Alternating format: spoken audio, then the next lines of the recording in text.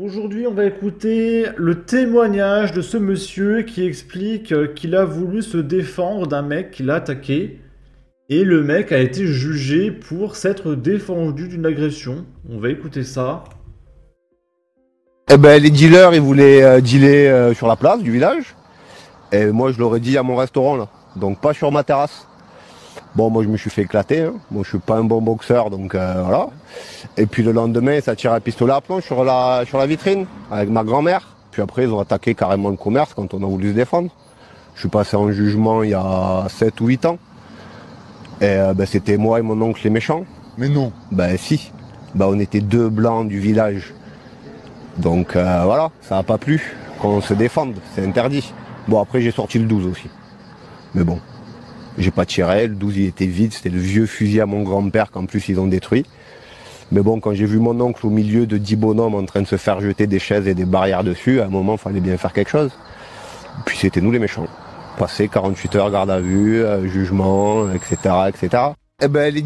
Voilà, du coup on reconnaît le micro du Média pour tous, donc c'est une interview de Vincent Lapierre. Voilà. Pendant ce temps, à Colmar, encore un refuge tempéré, et là on a une vidéo filmée par un habitant depuis son balcon.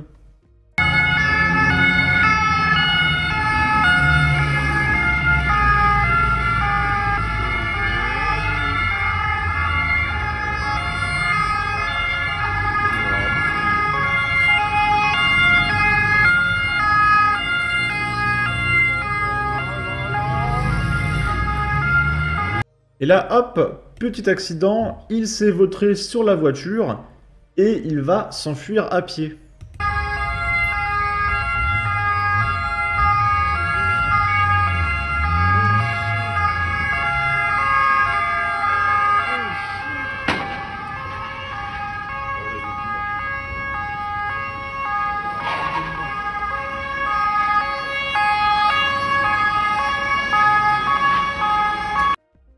Et du coup, il n'aura rien. On peut entendre que le mec qui filme, il a lâché quelques wesh, wesh. Donc le mec, quand il se sera rattrapé, il aura un stage de citoyenneté. On dira qu'il n'a pas fait exprès, hein, d'accord? C'est un accident. Je suis fatigué, hein, je suis fatigué. Là, c'est une scène de chaos en pleine matinée dans le 18e arrondissement de Paris. Il y a eu plusieurs dizaines au pluriel de migrants qui se sont affrontés à coups de couteaux, de machettes, de barres de fer. Il y a eu 8 blessés. Attention, image très violente qu'on ne va pas regarder. Donc là, on voit un début d'image en bas. On a la photo d'un mec avec pas mal de sauce tomate sur lui. Des trous un petit peu partout et j'ai l'impression que le mec est mort. Voilà, tout simplement. C'est un affrontement d'une rare violence et à peine imaginable en plein Paris. Ce sont plusieurs dizaines de migrants, une quarantaine, qui se sont affrontés vers 12h30 entre les stations de métro La Chapelle et Marx-Dormois, qui se sont affrontés à coups de lames et de barres de fer en plein milieu de la rue selon nos informations révélées par nos confrères de Valeurs Actuelles. On peut également découvrir des photos et des vidéos d'une rare violence alors que les passants médusés prenaient la fuite face à cette bagarre qui au final a fait 7 blessés. Le quartier a été bouclé pour permettre l'intervention des secours, payés par nos impôts, et des forces de l'ordre du métro Marx-Dormois sur la ligne 12 jusqu'à la Chapelle, et un important dispositif de police a été déployé.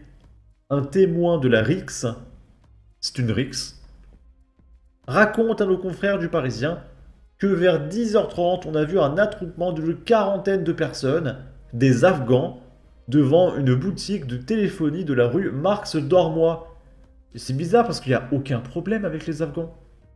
Par exemple, quand je regarde des statistiques, donc c'est purement mathématique, on ne remarque absolument pas, par exemple en Allemagne, que les Afghans sont 70 fois plus représentés que les habitants autochtones.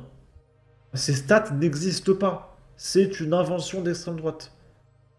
Bon.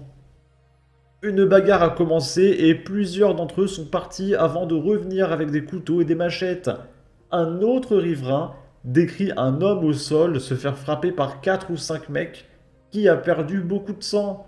L'origine de la rixe est inconnue pour le moment, mais elle est sans doute liée à une guerre de territoire entre Afghans sur fond de trafic en tout genre, confie une source policière à valeur actuelle.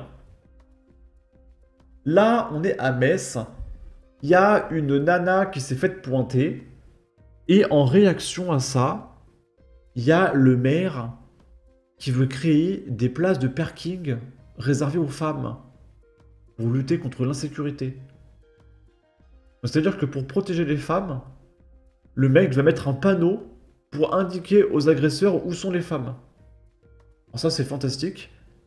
Et il y a Psyodélique qui demande, le maire, il ne pourrait pas plutôt arrêter les délinquants? C'est vrai que peut-être que arrêter les pointeurs et les criminels, ça pourrait être un petit peu plus efficace que des panneaux qui indiquent explicitement où sont les proies. Je pense que ça serait en effet plus efficace. Après, peut-être que je suis fou, hein, peut-être que je suis d'extrême méga ultra droite, je sais pas, mais ça me paraît plus efficace. Et on va terminer avec un petit vol qu'il y a eu le vendredi matin. Un braquage s'est déroulé à la bijouterie Histoire d'Or, située dans le centre commercial Belle Épine à Tillé dans le Val-de-Marne. Les malfaiteurs ont pris la fuite avec un butin estimé à environ 400 000 euros. Voilà. Et s'il se fait choper, il n'aura rien. Parce que le mec, il est pauvre en quelque sorte, d'accord? Il fait ça parce qu'il n'a pas le choix. C'est le système qui l'a appauvri, d'accord? Et dans mon ancien travail, j'avais une petite bague, Histoire d'Or, et il y a un collègue qui me l'a volée. Alors que si tu veux, on était des salariés, bien payés. Mais non, le mec, il fallait qu'il vole. C'est pas une question de pauvreté, il y en a, c'est vraiment dans leur gène, ils ont besoin de voler, de faire du mal autour d'eux.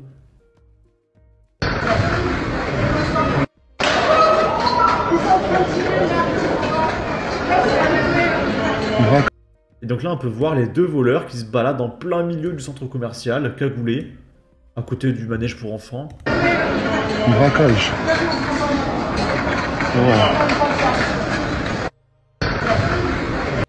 Ok. Chez la LFI, nous soutenons tous ces jeunes entrepreneurs. Ce centre commercial étant truffé de caméras, ça ne devrait pas être trop compliqué de les retrouver. Ah, le grand classique du braquage de bijouterie. Franchement, je suis presque déçu de voir que certains malfrats se croient encore dans un mauvais remake de la Casa des Papel. Le niveau, c'est quoi?